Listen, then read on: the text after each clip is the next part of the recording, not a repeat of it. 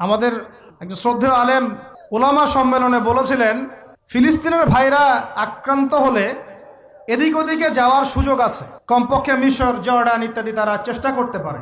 মুসলমানদের উপর যদি, বাংলাদেশের মুসলমানদের যদি আল্লাহ না করুক কখনো কোনো সমস্যা আসে, বাংলার মুসলমানরা যাবে কোথায়? চতুর্দিক থেকে বেষ্টিত আছে।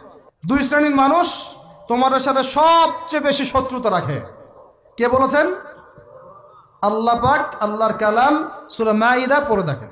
মানুষের মধ্যে তোমাদের সাথে সবচেয়ে বেশি শত্রুতা রাখে যারা, তারা হলো দুই শ্রেণীর মানুষ। কয় শ্রেণী? এক শ্রেণী হচ্ছে আল ইয়াহুদ।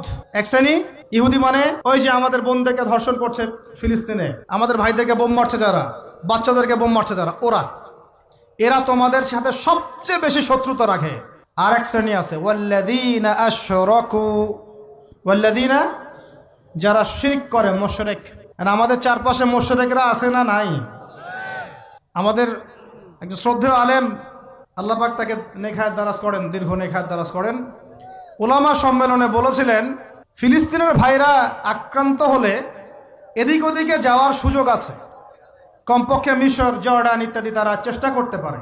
মুসলমানদের উপর যদি, বাংলাদেশের মুসলমানদের যদি আল্লাহ না করুক কখনো কোনো সমস্যা আসে, বাংলার মুসলমানরা যাবে কোথায়? চতুর্দিক থেকে বেষ্টিত আছে। দুই শ্রেণীর মানুষ তোমাদের সাথে সবচেয়ে বেশি শত্রুতা রাখে। কে বলেছেন? আল্লাহ পাক, আল্লাহর কালাম সূরা মাইদা পড়ে দেখেন। কোন সূরা? মাইদা পড়ে দেখেন। এক শ্রেণী ইহুদি, এক শ্রেণী মুশরিক।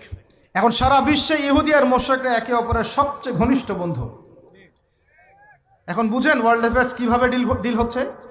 কোরআন একদম একদম জাজল্যমান, মনে হচ্ছে এখনই আয়াত নাজিল হলো।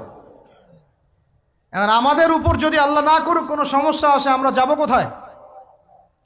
এই জন্যই আমাদের উচিত 5টা ডিপার্টমেন্টে শক্তিশালী হওয়া। কয়টা ভাই? এই নসিহতটুকু আমাদের ঊর্ধ্বতন কর্তৃপক্ষের কাছে আমি হাত জোর করে করতেছি, একবার হাত জোর করে। 5টা ডিপার্টমেন্টে এই দেশটাকে শক্তিশালী করতে হবে। কয়টা ভাই? 1 নম্বর শিক্ষা। 1 নম্বর, প্রত্যেক মুসলমানকে কোরআন এবং সুন্নাহর শিক্ষায় শিক্ষিত করতে হবে। আমি অন্য ধর্ম নিয়ে কথা বলছেন, তাদের মতো দিন পালন করে, লাকুম দীনুকুম ওয়ালিয়া দিন, লাকুম দীনুকুম ওয়ালিয়া দিন। তারা তাদের ধর্ম পালন করে করুক, আমাদের কোনো মাথা ব্যথা নাই। প্রত্যেক মুসলমানের বাচ্চাকে কোরআন সুন্নাহর শিক্ষায় শিক্ষিত করতে হবে এবং একই সাথে এই যুগকে চ্যালেঞ্জ করার জন্য যত সাবজেক্ট দরকার সব সাবজেক্ট আমাদেরকে শিখতে হবে ইনশাআল্লাহ। একমুখী শিক্ষা না, দ্বিমুখী শিক্ষার মেরুকরণ না, একদম দ্বিমুখী শিক্ষাকে একমুখী করে একটা কম্বাইন্ড এডুকেশন সিস্টেম চালু করতে হবে। যদি আপনারা না পারেন